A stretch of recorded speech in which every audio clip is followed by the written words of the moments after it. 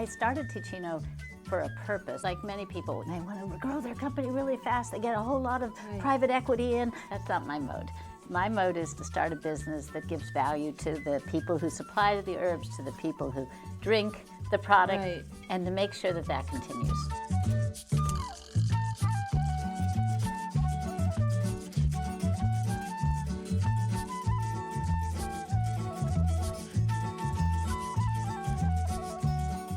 I am here with Caroline and Galen McDougall, and oh my gosh, you have the best story.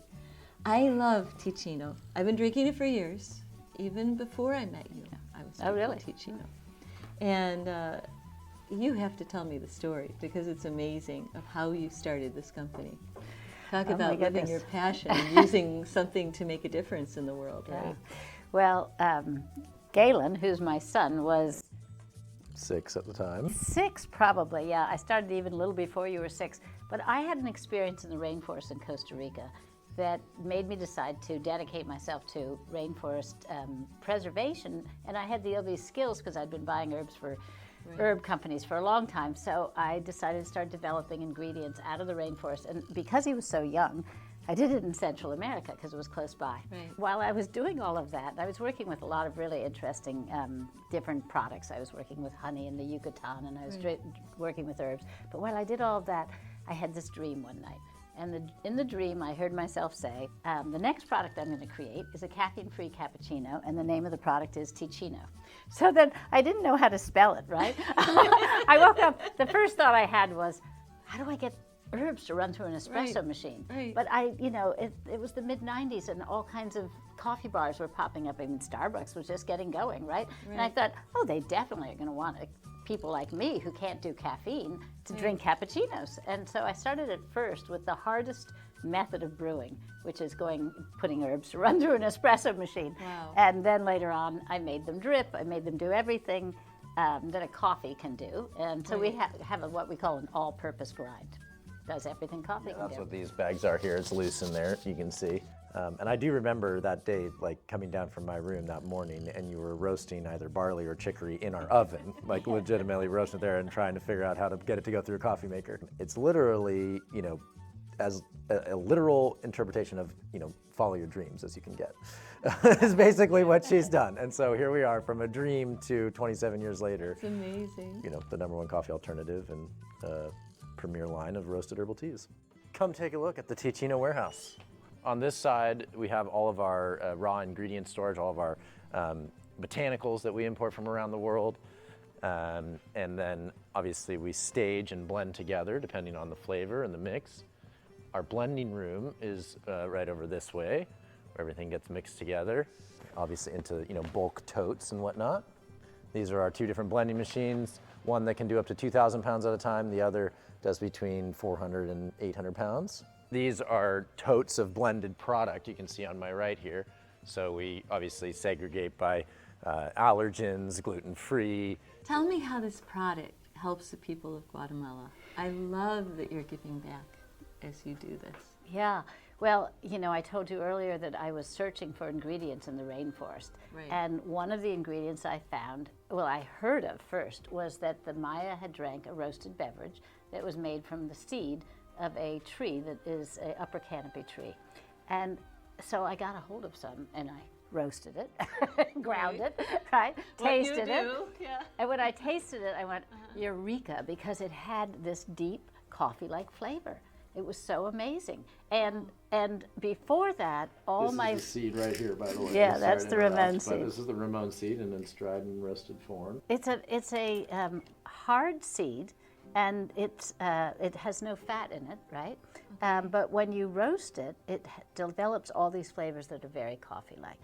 And I wasn't able, before I got a hold of that ingredient, to make a product that tasted just like coffee. And the Ramon seeds gave me that deep, dark, rich flavor to make a French roast or to make a chocolate flavor. I worked with this village called Washaktun. It's in the Maya Biosphere Reserve. And I still work with them to this day.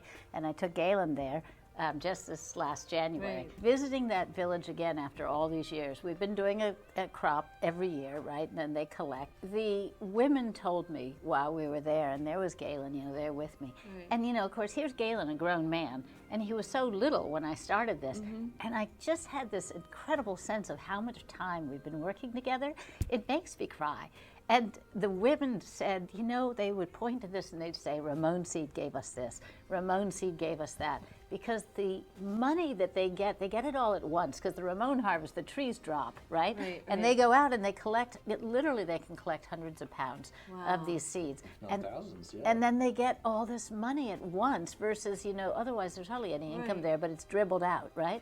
And then they can invest in things. So they invest in their children's school supplies, and they invest in medicine. The women, when I first started going there in 2005, 2006, they didn't speak up. It was always the men. You know, the men were the ones that made all the decisions and how, you know. These women, they sat on the board of the cooperative, you know. They were so empowered, and one of them is our representative for the rest of the communities, for Ramon.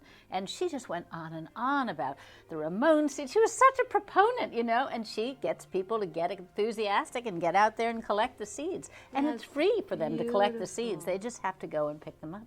But then on this side, you see a little bit more of our packaging operation. So this is where the blended bulk product actually gets packaged into our coffee bags, as well as our tea bags that we were talking about earlier too. So these are the different tea bag machines. That gives you a little idea of sort of the flow of operations here in the Teeccino world.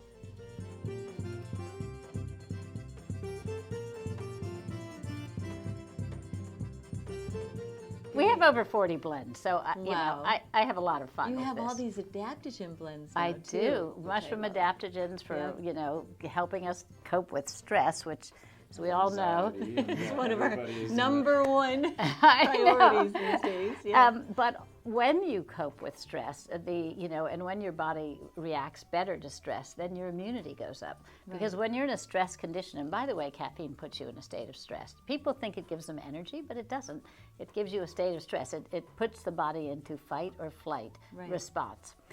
But when you calm down stress, you know, then the immune system functions better.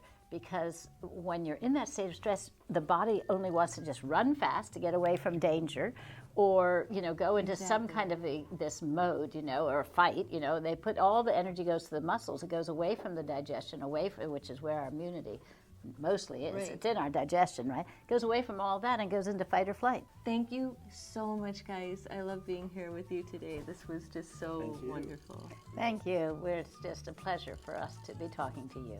And thank you for your devotion to Teeccino all these years. I love it. Cheers to that, you guys. Cheers. Cheers, cheers, cheers. Thank you so much for watching Passionate Living. If what you watched moved you or inspired you, the best way you can show us is by liking and commenting on the video, as well as subscribing to the channel.